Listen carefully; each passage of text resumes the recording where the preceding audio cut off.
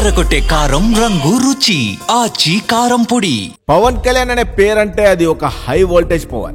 Fans లో ఒక craze, theatre లోపల బయట ఒక పూనకం. అంతటి పవర్ ను కూడా అంతకు మించిన రేంజ్ కి తీసుకెళ్లిన సుజితే ద రియల్ ఓజీ అని చెప్పాలి. మామూలుగానే పవన్ కళ్యాణ్ సినిమా అంటే ఫ్యాన్స్ ని పట్టలేం, కానీ ఈ ఓజీ లాంటి గ్యాంగ్స్టర్ స్టైల్ సినిమా అంటే వాళ్ళని ఆపగలమా చెప్పండి? దానికి main reason OG cinema director సుజితే అని చెప్పాలి. ఒక కల్ట్ ఫ్యాన్ తన అభిమాన హీరోతో సినిమా చేస్తే ఎలా ఉంటుందో అలా చేశాడంటూ మిగతా ఫ్యాన్స్ అందరూ మురిసిపోతున్నారు ఇప్పుడు. సరే, అసలు ఈ Pawan Kalyan fan cum director కథ ఏంటో ఒకసారి ఈ వీడియోలో చూసే ప్రయత్నం చేద్దాం. నిండా 30 ఏళ్ళు కూడా రాకముందే 300 కోట్ల బడ్జెట్ సినిమా చేసే కెపాసిటీ సంపాదించిన సుజిత్ ప్రయాణం మొదలైంది ఒక చిన్న హ్యాండిక్యామ్ తో.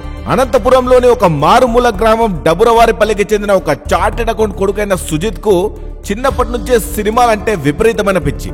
ఆ పిచ్చి పరాకాష్ఠకు చేరి తానే సినిమాల్లోకి వెళ్ళిపోవాలనుకున్నాడు.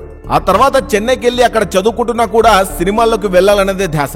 ఇంట్లో వాళ్ళు సీఏ ప్రిపేర్ అవ్వమని విజయవాడ పంపిస్తే అతను మార్నింగ్ షో నుండి మిడ్ నైట్ షో వరకు సినిమా హాల్లోనే గడిపేవాడు.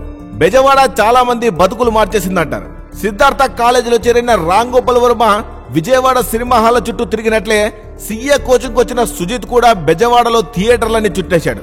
హిట్ ఫ్లాపులతో సంబంధం లేకుండా అన్ని సినిమాలు ఒక రౌండ్ వేసేసి ఇక సినిమాల్లోకి వెళ్లిపోవాలని ఫిక్స్ అయిపోయాడు. దానికోసం అతనే ఒక రూట్ ని క్రియేట్ చేసుకున్నాడు. షార్ట్ ఫిల్మ్లు చేస్తే సినిమాల్లోకి షార్ట్ రూట్ దొరుకుతుందని వాటిని తీయడం మొదలెట్టాడు. Campus, car shed, tea stall, చుట్టుపక్కల స్ట్రీట్స్ ఇవే లొకేషన్లు. పాత హ్యాండీ క్యామ్లు, మొబైల్ ఫోన్లే ఎక్విప్మెంట్లు. కొన్ని షార్ట్ ఫిల్మ్లు తీసి చివరికి ఇంట్లోకి వెళ్లి చెప్పేశాడు. ఇక సినిమాల్లోకి వెళ్తానంటే అన్ని ఫ్యామిలీస్ వెంటనే ఎంకరేజ్ చేయవు, కానీ సుజిత్ ఫ్యామిలీ అతన్ని బాగా ఎంకరేజ్ చేసిందని చెప్పాలి. షార్ట్ ఫిల్మ్ తీయడానికి మంచి కెమెరా కావాలనుకుంటే సుజిత్ వాళ్ళమ్మ తన బంగారం తాకట్టు పెట్టి మరి కొడుక్కి కెమెరా కొనిపెట్టింది. అలా సినిమాల్లోకి రాకముందు 30 షార్ట్ ఫిల్మ్లు పూర్తి చేశాడు. అందులో ఒక షార్ట్ ఫిల్మే యూవీ క్రియేషన్స్ లో తాను చేసిన మొదటి సినిమా. ఇక ఆ షార్ట్ ఫిల్మ్లే అతన్ని ప్రభాస్ వరకు తీసుకెళ్లాయని చెప్పాలి. సుజిత్ కు వీడియో మేకింగ్, టేకింగ్ అంటే ప్రాణం. ఓసారి షార్ట్ ఫిల్మ్ షూటింగ్ చేస్తూ ప్రాణాల మీద కూడా తెచ్చుకున్నాడు. రైలు పట్టాలపై నుంచి షూట్ చేస్తున్నప్పుడు రైలు వస్తోంది, అయినా సీన్ పర్ఫెక్ట్ గా రావాలని రెండోసారి షూట్ చేస్తున్నాడు. ఈలోగా ట్రైన్ దగ్గరకు వచ్చేసింది. షూటింగ్ లో ఇన్వాల్వ్ అయిన సుజిత్ ట్రైన్ గురించి పట్టించుకోలేదు. దాదాపుగా ట్రైన్ తన మీదకు వచ్చేంత పనైంది. లాస్ట్ మినిట్ లో కిందకు దూకి ప్రాణాలు దక్కించుకున్నాడు. అతనితో పాటు షూట్ లో పాల్గొన్న అతని ఫ్రెండ్స్ ఈ విషయాలన్నీ చెప్పుకొచ్చారు. సుజిత్ హీరో అవ్వాలనుకుని ఇండస్ట్రీకి వద్దామనుకున్నాడు. అయితే చేసిన షార్ట్ ఫిల్మ్ కొన్నిట్లో తానే నటించాడు కూడా. వాటిలో తన పర్ఫార్మెన్స్ చూసి తనకు యాక్టింగ్ స్కిల్స్ కంటే టెక్నికల్ స్కిల్స్ ఎక్కువగా ఉన్నాయి. చెన్నైలోని ఎల్వి ప్రసాద్ ఫిల్మ్ ఇన్స్టిట్యూట్ లో కెమెరామెన్ కోర్స్ కు అప్లై చేస్తే మొన్న మిరాయ్ సినిమా చేసిన అప్పట్లో డిఓపిగా ఉన్న కార్తిక్ ఘటమనేని సుజిత్ అప్లికేషన్ లో డైరెక్టర్ అని రాశాడు. అలా చెన్నైలో ఎల్వి ప్రసాద్ అకాడమీలో చేరిపోయాడు. నేను ఎలాగో హిట్ సినిమా తీస్తా, మీరు ఛాన్స్ ఇస్తే ఈ ఇన్స్టిట్యూట్ లో చదువుకొని హిట్ తీసా అని చెప్తా, ఇవ్వకపోతే ఈ ఇన్స్టిట్యూట్ రిజెక్ట్ చేసింది, అయినా హిట్ సినిమా తీసా అని చెప్తా అని చెప్పి మరి అక్కడ జాయిన్ అయిపోయాడు. అప్పట్లో సుజిత్ కాన్ఫిడెన్స్ ఇలా ఉండేది. ఇక ఇండియన్ సినిమా అంతకు ముందెన్నడు చూడనటువంటి గ్రాండియర్ బాహుబలి ఇచ్చిన తర్వాత ప్రభాస్ తో సినిమా అంటే అప్పటికే ఇండియాలో ఉన్న టాప్ డైరెక్టర్లందరూ లైన్ లో ఉంటారు. కానీ ప్రభాస్ ఓ 25 ఏళ్ల కుర్రాన్ని నమ్మారు. అతనిపై 350 కోట్లు పెట్టుబడి పెట్టారు. అన్ని చూస్తే అతను అప్పటికి తీసింది రన్ రాజా రన్ అనే ఒక చిన్న సినిమా. ఆ సినిమా డీసెంట్ హిట్, కానీ ప్రభాస్ లాంటి బాహుబలితో 350 కోట్లు ఖర్చు పెట్టి తీయగలిగేంత కెపాసిటీ ఉందన్న అనుమానాలు అందరిలో వచ్చాయి. కానీ బాలీవుడ్, హాలీవుడ్ లోని టాప్ టెక్నీషియన్లను హ్యాండిల్ చేసి సాహో అనిపించుకున్నాడు. సుజిత్ సాహో మీద మిక్స్డ్ ఒపీనియన్స్ ఉండొచ్చు, కానీ దాని అవుట్పుట్ మాత్రం అదరహో అనే రేంజ్ లో ఉంటుంది. అసలు ఎవరు నమ్మకపోయినా ప్రభాస్ లాంటి వ్యక్తి అతన్ని నమ్మడానికి కారణం అతని టాలెంటే.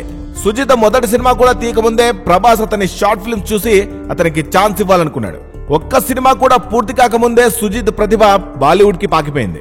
సాహో సినిమా రిలీజ్ కాకముందే ఆ సినిమా టీజర్ చాలా మందికి షాక్ కి గురిచేసింది. టీజర్ రిలీజ్ అయిన వెంటనే షారుఖ్ ఖాన్ నుంచి సుజిత్ కి ఫోన్ వచ్చింది.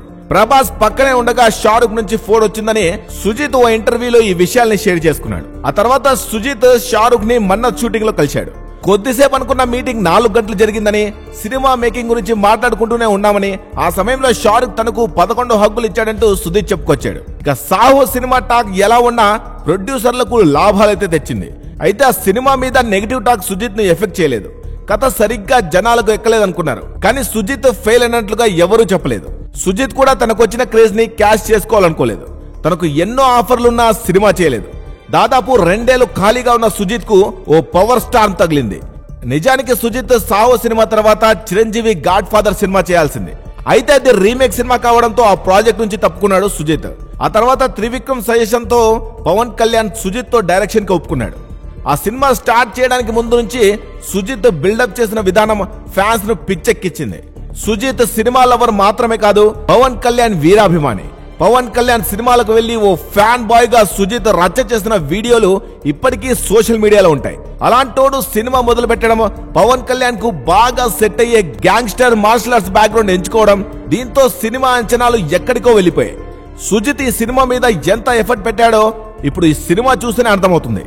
రిజల్ట్ తో సంబంధం లేకుండా ఇప్పటికే ఫ్యాన్స్ ఓన్ చేసుకున్నారు ఈ మూవీని. ఇప్పుడు ఓజీ సినిమా పవన్ కళ్యాణ్ కెరీర్ లోనే ద బెస్ట్ సినిమాల్లో ఒకటిగా నిలిచిపోయింది.